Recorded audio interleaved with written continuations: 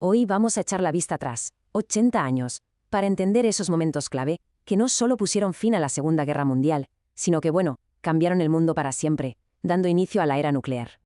Escuchen esto. Es una comunicación real, casi un susurro en medio del caos. Es la tripulación del segundo bombardero atómico. La tensión es palpable, ¿verdad? Están ahí arriba tomando decisiones en segundos que literalmente iban a redefinir la historia. La pregunta es brutal, ¿no? ¿Cómo se llega a ese punto? ¿Cómo una especie llega a crear un sol en miniatura para lanzarlo sobre una de sus propias ciudades? Para encontrar la respuesta tenemos que viajar atrás en el tiempo, a los orígenes secretos de esta arma.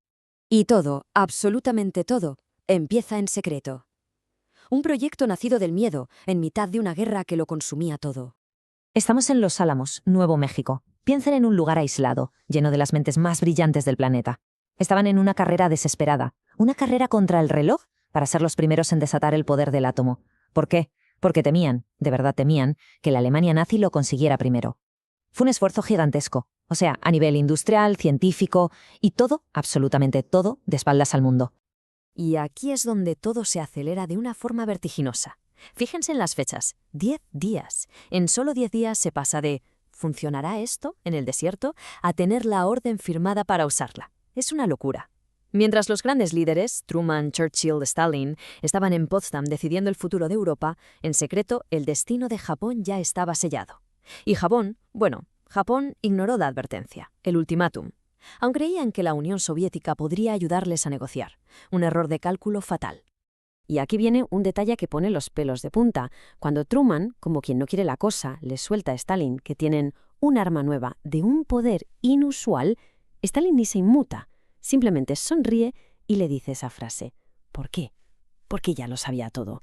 Sus espías se habían infiltrado en el proyecto Manhattan. Sabía exactamente de qué estaba hablando Truman. Imaginen esa conversación, esa tensión silenciosa. Bien, la orden está dada, la decisión tomada. Ahora solo falta elegir el lugar. Y la lista de objetivos estaba muy pensada. ¿Y por qué Hiroshima? Aquí está la clave. Y es bastante terrible si lo pensamos.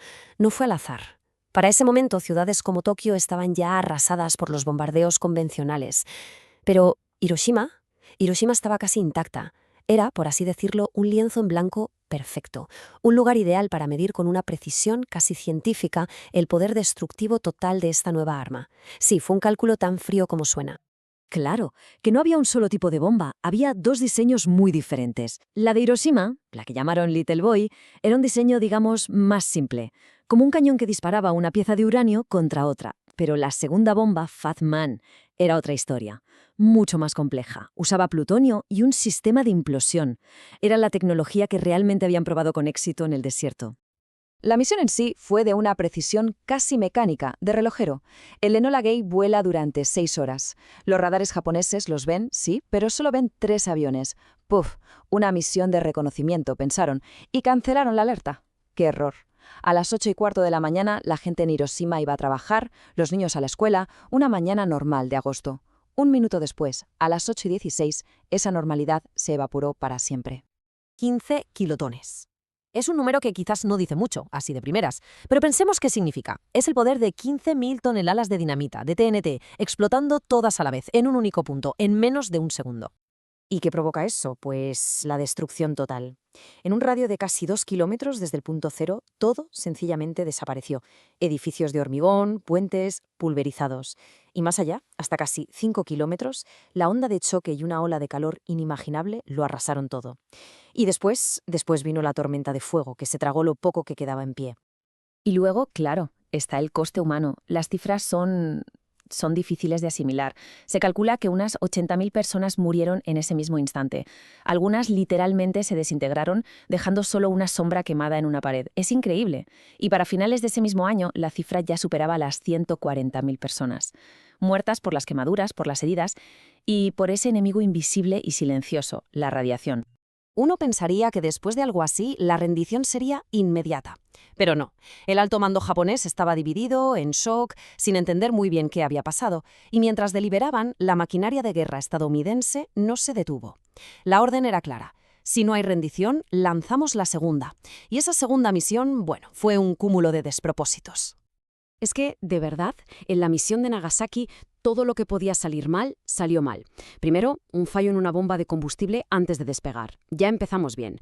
Luego, en el aire, pierden 40 minutos esperando a otro avión que nunca llega, quemando un combustible precioso. Y cuando por fin llegan a su objetivo principal, la ciudad de Kokura, nada. No se ve nada. Nubes, humo, dan 3 pasadas y nada. El combustible en las últimas. Era una situación límite.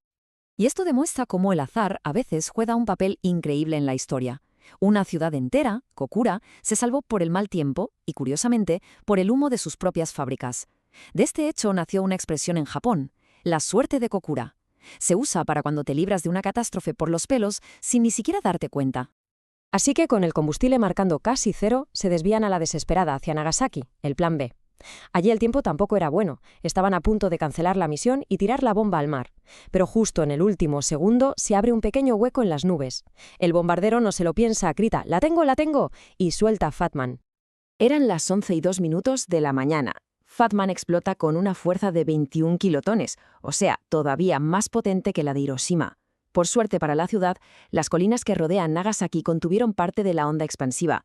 Aún así, la devastación fue espantosa. Las cifras finales hablan de entre 60.000 y 80.000 víctimas mortales para final de año. 2 bombas. 2 ciudades borradas del mapa en apenas 3 días.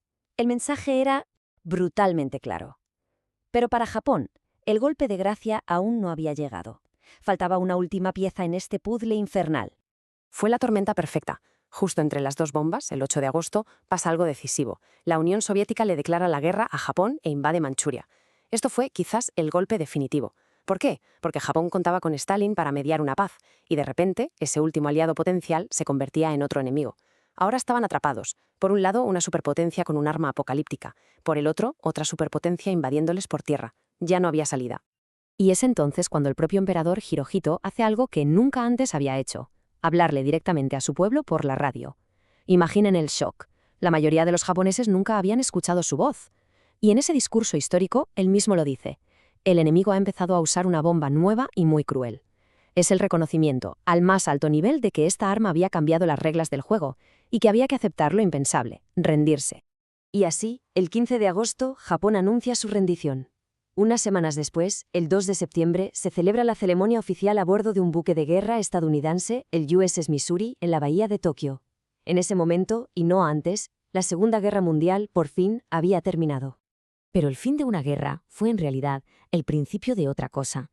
El comienzo de una nueva era, la era nuclear, un tiempo definido por la aterradora idea de que la humanidad, por primera vez, tenía el poder de autodestruirse.